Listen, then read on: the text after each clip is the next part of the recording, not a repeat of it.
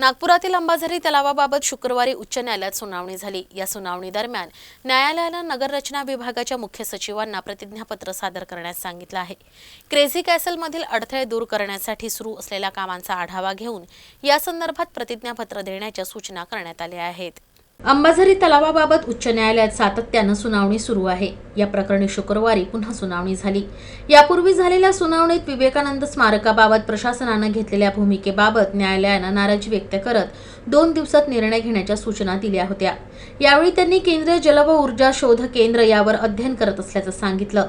मात्र याचा अहवाल आल्यावरच यावर निर्णय घेतला जाईल।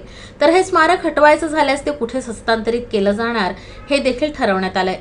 मुख्य अधिवक्त्यांचा युक्तवाद ऐकल्यानंतर नगर विकास विभागाच्या मुख्य सचिवांना या स्मारकाबाबतचं प्रतिज्ञापत्र सादर करण्याचे निर्देश देण्यात आले।